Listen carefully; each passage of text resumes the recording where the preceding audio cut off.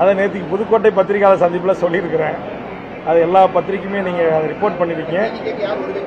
இல்ல, டிவிகே என்பது இந்திய தேர்தல் ஆணையம் முதலில் தமிழக வாழ்வுரிமை கட்சி, அதனுடைய சுருக்கம் டிவிகே என்கிற ஆங்கில சுருக்கெழுத்தோடு இந்திய தேர்தல் ஆணையத்தில் பதிவு செய்தது நான் தான்.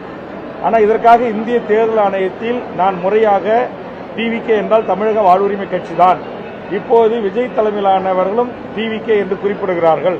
தேர்தல் ஆணையம் இதில் யார் உண்மையிலும் டிவிகே என்கிற இந்த ஆங்கில சொற்றொடரை பயன்படுத்திக் கொள்வது என்பதை முடிவெடுத்து அறிவிக்க வேண்டும் என்று நான் கடிதம் அனுப்பினேன். அதற்கு இதுவரையிலும் இருந்து தேர்தல் ஆணையத்திடம் எந்த பதிலும் வரவில்லை.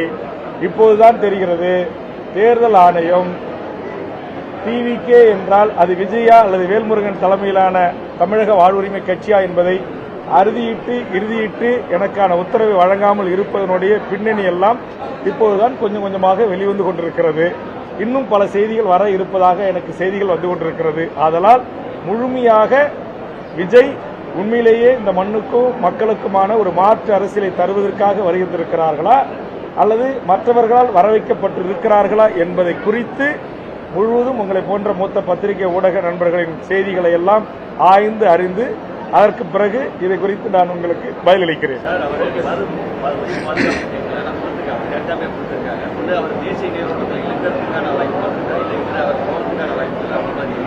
அது அந்த கட்சி தான் முடிவு பண்ணணும். அவர் தேசிய நீரோட்டத்தில் இணைஞ்சாலும் எனக்கு கவலை இல்லை, அவர் தனியாக போட்டியிட்டாலும் எனக்கு கவலை இல்லை. நான் இன்றைக்கு ஒட்டுமொத்தமாக இந்த தமிழர் நிலத்தில் வாழ்கின்ற மொழிவழி சிறுபான்மை மக்களில் இருந்து தமிழ்நாட்டில் வாழ்கின்ற ஆண்டாண்டு காலமாக வாழுகின்ற பன்னெடுங்காலமாக வாழ்கின்ற அனைத்து மக்களின் வாழ்வுரிமைக்காகத்தான் தமிழக வாழ்வுரிமை என்கிற இந்த கட்சியை நடத்தி வருகிறேன்.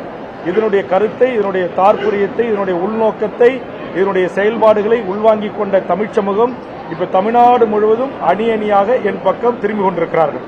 உதாரணத்துக்கு இப்ப கிருஷ்ணகிரியினுடைய மண்டல நாம் தமிழுடைய ஒருங்கிணைப்பாளர் தம்பி பிரபாகரன் தலைமையில் 1000க்கும் மேற்பட்டவர்கள் கடந்த வாரம் எமது கட்சியில் இணைந்தார்கள்.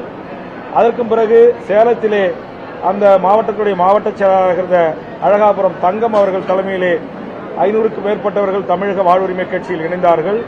வேலூரிலே அதுபோன்று பாரதிய ஜனதா கட்சி, பல்வேறு அரசியல் கட்சிகளில் இருந்து நாளொரு மணியும் பொழுதொரு வண்ணமும் ஆயிரக்கணக்கில் இணைந்து கொண்டிருக்கிறார்கள். ஆக நான் மிகச் சரியாக என்னுடைய பயணத்தை, என்னுடைய பாதையை திட்டமிட்டு வகுத்தளித்து பயணிக்கிறேன். ஆதலால் நான் எவரை பற்றியும் கவலைப்பட போவதும் இல்லை, எவரை குறித்தும் நான் அச்சப்பட போவதும் இல்லை.